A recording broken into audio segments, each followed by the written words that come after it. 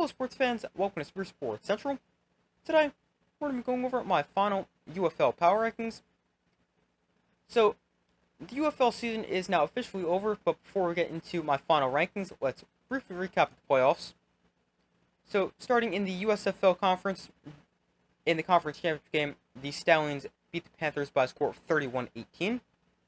In the XFL conference championship game, the Brahmas beat the Battlehawks 25-15.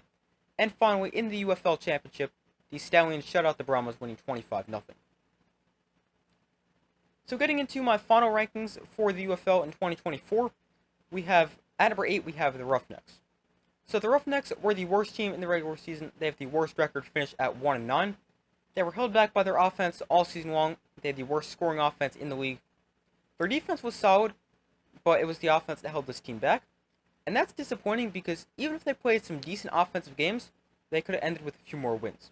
But the Roughnecks, the worst team in the UFL, finished with a 1-9 record and 8th in my power rankings. 7th, we have the Showboats.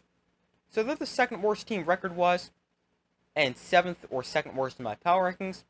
They finished the season with a 2-8 record. Both their wins actually came against the Roughnecks, one win in Week 1 and the other in Week 10. But every other game, they were horrible. Now, they had a terrible defense, which was one of many problems for this team. The defense allowed 29 points per game, which was worst in the league. Now, the good thing for the Showboats, they were able to secure the top pick in every round of the UFL draft after they beat the Roughnecks in Week 10, because the UFL changed the Week 10 matchup between the Showboats and Roughnecks. The winner got the first pick, not the loser. But the Showboats, they were easily the most disappointing team in the league this season. I had them predicted to finish second in the USFL conference. Instead, they were a dysfunctional team for the final 8 weeks of the season, and they finished at number 7 in my power rankings. Number 6, we have the Defenders. So they're at 6 after they finished with a 4-6 record, and they were the definition of decent. They won a few games, lost some others. They struggled down the stretch of the season, which is why I have them at 6 instead of 5, as they lost 3 of their last 4. But they were a pretty decent team, nothing special, not too bad either, and they're at number 6. Number 5, we have the Renegades. So, the Renegades are surprisingly all the way up to number 5 for me to conclude the season, and that's really shocking after their 0-6 start, but they won 3 of their last 4 games. The offense was a big reason why, and the offense was pretty good throughout the course of the season, as they scored a little under 25 points a game, which was 3rd highest in the league, and they also got a tremendous season from quarterback Luis Perez, who finished leading the league in almost every major passing category. But the Renegades really picked it up late in the season, winning 3 of their last 4 games, and they finished 5th in my power rankings despite the 3-7 record. Number 4, we have the Panthers. So they're at 4 after they finished with a 7-3 record in the regular season before losing in the USFL Conference Championship game. But the Panthers actually had a pretty good chance to win the USFL Conference, as they led the conference championship game by a score of 18-3, but then allowed 28 straight points and lost the game.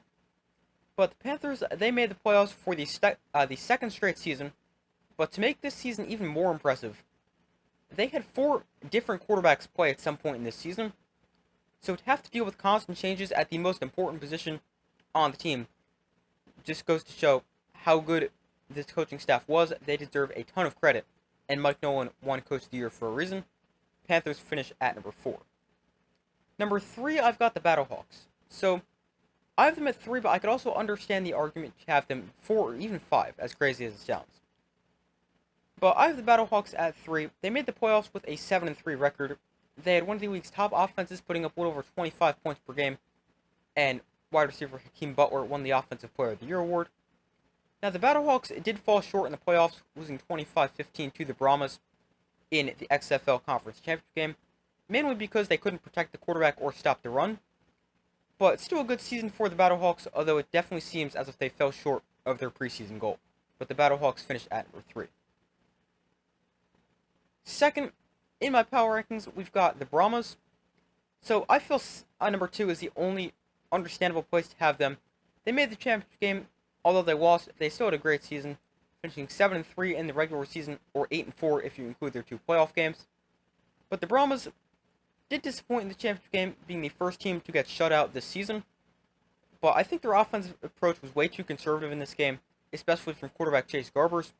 Seems like he just threw way too many checkdowns and underneath passes, and he did not want to throw the ball down the field.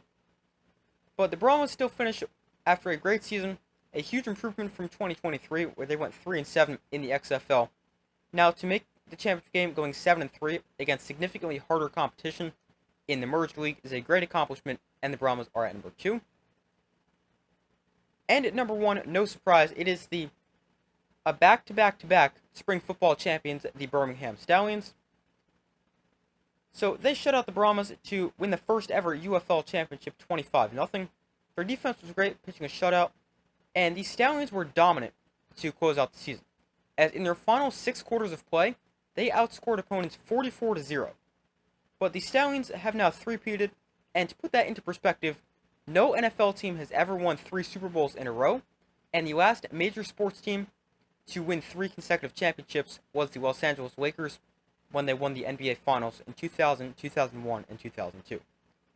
But the Stallions are now officially a dynasty, have won 3 spring football championships in a row, and they are just a really dominant team, and maybe they can win 4 in a row, who knows, we'll have to wait and see next season.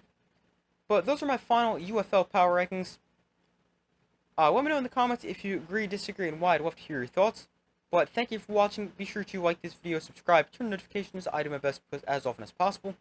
And I will see you in the next video.